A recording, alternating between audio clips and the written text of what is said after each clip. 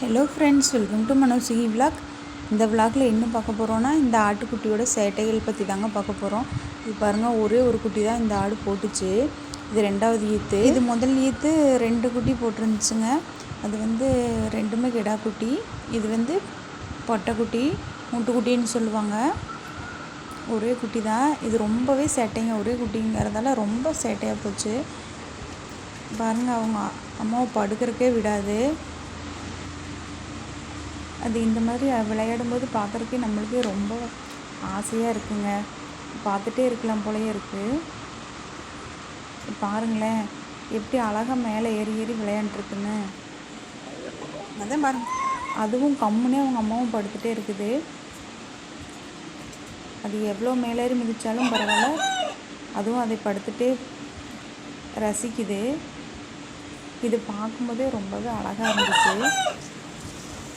இது இப்படி அழகாக படுத்துருக்கும்போது தான் இந்த சேவல் வந்துருச்சு. மேலே டக்குன்னு மேலே ஏறிடுச்சு. உடனே எந்திரிச்சு ஓடிடுச்சு. இது ரொம்ப நேரமாக காணோம். நான் கோதுமை சுத்தம் பண்ணிகிட்டு இருந்தேன் மாவரைக்கிறதுக்காக.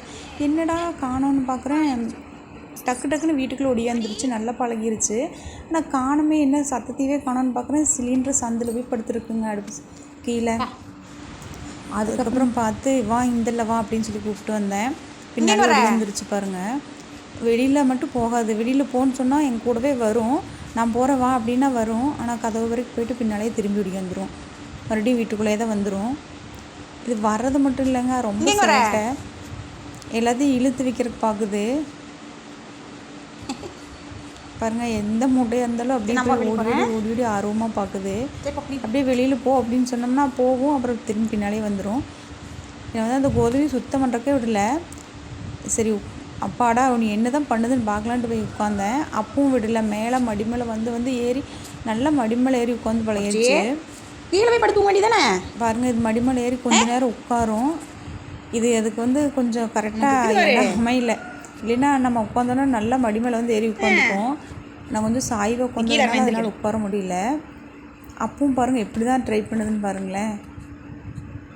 மேலே ஏறி உட்கார்றது போட்டு மிதின்னு மிதிச்சு விட்ரும். யார் உட்காந்தாலும் சரி, ஜேரில் உட்காந்தா உடனே ஓடி போய் மேலே ஏறி உட்காந்துக்கும். நீ போ கீழே போ, எனக்கு வேலை இருக்குது, நீ கீழே போ. பாருங்கள், கீழே என்ன தான் கீழே இறக்கி விட்டாலும் மறுபடியும் ஏறி உட்காந்துக்கும். நம்ம ஜேரில் மட்டும் இது முன்னால் உட்காரவே கூடாது. உடனே மடி மேலே ஏறி உட்காந்துக்கும்.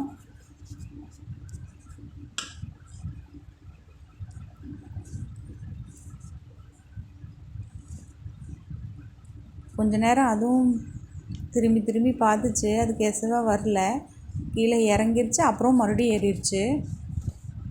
விழுகிற மாதிரி போனால் கூட அது பயக்காமல் அப்படியே உட்காந்துட்ருக்கு. அப்புறம் இறங்கிக்குது. மறுபடியும் ஏறி மறுபடியும் உட்காரக்கே பார்க்குது.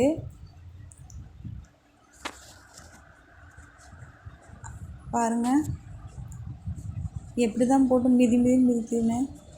அவங்க அம்மாவோட விளையாடுற மாதிரியே தான் நம்ம கூடயும் விளையாடும். பாருங்களேன், இந்த மாதுளம்பழத்தை கீழே இழுத்துட்டு இருந்துச்சு. டப்புன்னு சத்தம் கேட்டோடனே கீழே இறங்கி ஓடிடுச்சு. அதோட நிற்கல. மறுபடியும் நம்ம எவ்வளோ நேரம் சேரில் உட்காந்துருக்குறோமோ அப்போ ஏறி மேலே மடியில் உட்காரக்கு வந்துட்டே தான் இருக்கும்.